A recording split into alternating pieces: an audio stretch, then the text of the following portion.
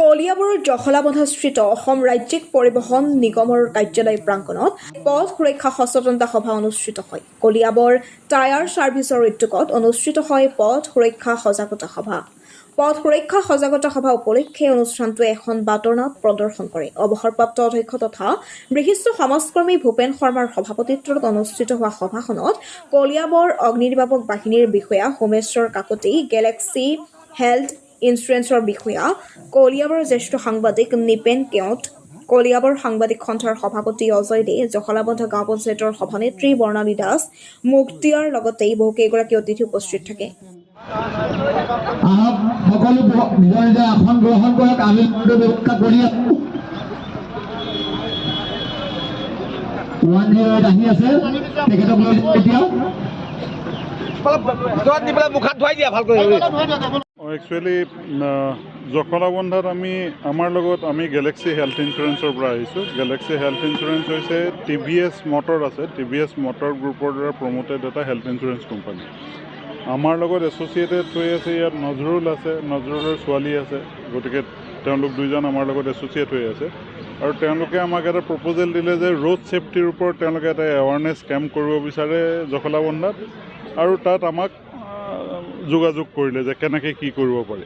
গতিকে এনেকুৱা এটা মহৎ উদ্দেশ্য আগত ৰাখি ইয়াত এনেকুৱা এটা সজাগতা শিবিৰ কৰাৰ কাৰণে আমিও ভাল পালোঁ। আমি ভাল পাই তেওঁক ক'লোঁ ঠিক আছে, আমিও তাত যোগ দিম আৰু তোমালোকে অৰ্গেনাইজ কৰা। গতিকে সেই উদ্দেশ্য আগত ৰাখি আজি ৰোড ছেফটি সজাগতা শিবিৰ হিচাপে এইটো অনুষ্ঠান আমি আগবঢ়ালোঁ। আমি হেল্থ ইঞ্চুৰেঞ্চ কোম্পানী হিচাপে আমাৰো কিছুমান দায়বদ্ধতা থাকে যাতে আমি সমাজক এইবিলাক বিষয়ত আমি এৱাৰনেছ আনিব পাৰোঁ, কাৰণ আজিকালি এক্সিডেণ্ট যথেষ্ট হৈ থাকে। ডেইলি নিউজ পেপাৰ খুলিলে আমি সদায় এটা এক্সিডেণ্ট দেখা পাওঁ। বহুত মানুহ, পাৰ্টিকুলাৰলি ইয়াত বক্তাই কৈ গৈছে যে য়ং মানুহবিলাক নৰ্মেলি এক্সিডেণ্টত মেক্সিমাম মানুহৰ ডেথ হয়। গতিকে আমি ইয়াত যদি কিছুমান প্ৰিকশ্যন হাতত ল'ব পাৰোঁ তেতিয়াহ'লে তাৰ পৰা বাচিব পৰা যায়। ইয়াৰ উপৰি আমি ইঞ্চুৰেঞ্চ অৰ্গেনাইজেশ্যন হিচাপে আমি এক্সিডেণ্টৰ কাৰণেও আমাৰ কিছুমান পলিচি থাকে যে আজি কোনোবা এজন মানুহৰ যদি ডেথ হৈ যায়, মৃত্যু হৈ যায়, তেতিয়াহ'লে লাইফ ইঞ্চুৰেঞ্চ কোম্পানীবিলাকে পলিচি দিয়ে। কোনোবা মানুহৰ যদি এক্সিডেণ্ট হৈ হস্পিটেলত থাকে তেতিয়াহ'লে হেল্থ ইঞ্চুৰেঞ্চবিলাকে পলিচি দিয়ে। কিন্তু কোনোবা মানুহৰ যদি হাত এখন কাটি যায়, ভৰি এখন কাটি যায়, চকু এটা বেয়া হৈ যায়, তেতিয়াহ'লে তাক কোৱা হয় যে ডিজেবল বুলি কোৱা হয়। তেওঁ চাকৰি কৰিব নোৱাৰিব, ইনকাম বন্ধ হৈ যাব। তেনেকুৱা ক্ষেত্ৰতো আমি কিছুমান ডিজেবল পলিচিও আছে যে ফিজিকেল ডিজেবিলিটি হৈ গৈছে এক্সিডেণ্টৰ কাৰণে, সেইবিলাক পলিচিও আমি প্ৰভাইড কৰোঁ। আৰু আমাক ইয়াত এই অনুষ্ঠানটোত আমি যোগ কৰিব পাই, আমি নিজকে জড়িত কৰিব পাই আমি যথেষ্ট গৌৰৱান্বিত অনুভৱ কৰিছোঁ, যাতে কলিয়াবৰৰ নিচিনা এটুকুৰা জেগাত আমি এনেকুৱা এটা অনুষ্ঠানৰ লগত আমি নিজকে জড়িত কৰিব পাৰিছোঁ। নজৰুলে ইয়াত যথেষ্ট সামাজিক কাম কৰি থাকে, বহুত সামাজিক কাম কৰে, এইটো এটা ভাল সামাজিক কাম।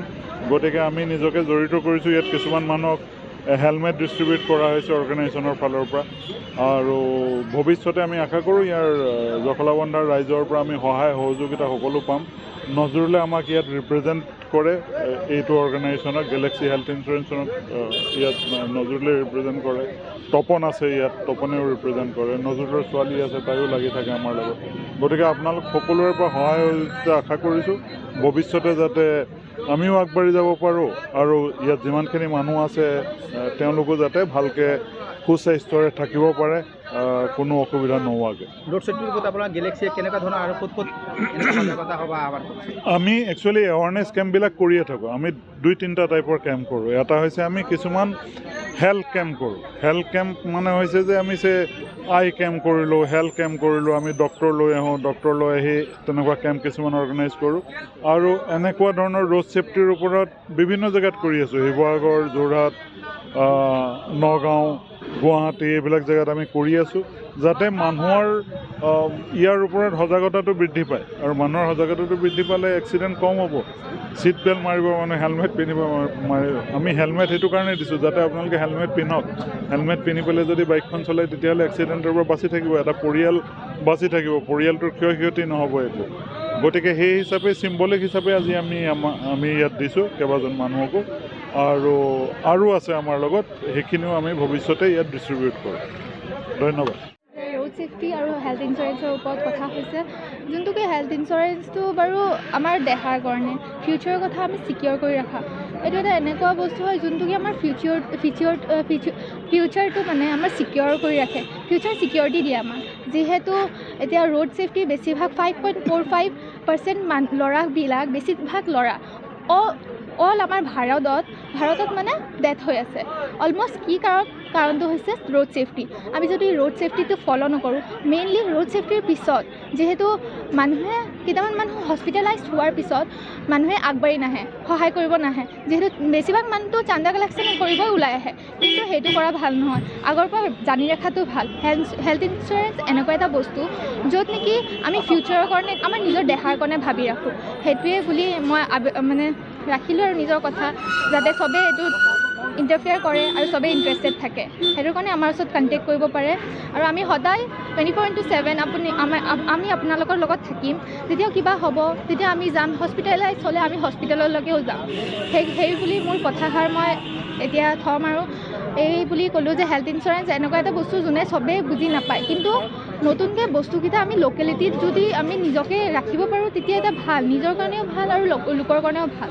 দুখীয়া মানুহৰ কাৰণে বেছিভাগ ভাল, কাৰণ পইচা জমা কৰিব নোৱাৰে, ছেভিংছো কেতিয়াবা ভাঙিব লগা হয়। সেই বুলিয়ে হেল্থ ইঞ্চুৰেঞ্চটো কৰক, চবেই কৰক, আপোনালোকেও কৰক আৰু সকলোকে আগ্ৰহ কৰক। Thank U. ৰোড ছেফটিৰ ওপৰত কথা হৈছে, যিহেতু ৰোড ছেফটিৰ ওপৰত কথা হৈছে মানুহবিলাক বাইক চলালে বেছিভাগ মানুহ হেলমেট নিপিন্ধে। কেইটামানে কয় আজি মোৰ ওচৰত পইচা নাই বুলি আপুনি কিনি দিব নেকি? সেইটো ক'লে নহ'ব ন, সেইকাৰণে আমিয়ে কিনি দি আছোঁ, কিন্তু হেলমেট পিন্ধক আৰু এক্সিডেণ্টটোও কম হওক। আৰু মানুহৰ যিহেতু হেলমেট পিন্ধা আদতটো নাই, ৰোড ছেফটি ফ'ল' কৰিব লাগে। আমাৰ ৰোড ছেফটি ফ'ল' নকৰিলে আমাৰ যিহেতু ফিউচাৰ, আমাৰ ফেমিলিৰ ওপৰত আমাৰ ছেভিংছকেইটা ভাঙিব লাগিব, আমাৰ ফেমিলিয়ে বাৰ্ডেন ফেচ কৰিব। সেই বুলিয়ে হেলমেটটো ডিষ্ট্ৰিবিউট কৰিলোঁ। আশা কৰোঁ এই হেলমেট ডিষ্ট্ৰিবিউট কৰা চাই পেলাই যে আৰু দুটা মানুহে আহে আৰু আগবাঢ়ে। আমি পলিচি কোনোবা যদি কৰে তেতিয়া হেলমেট, পেইন আৰু পেম্পলেট এইবিলাক বস্তু আমি গিফ্ট কৰিম। Thank you. News desk report, N express.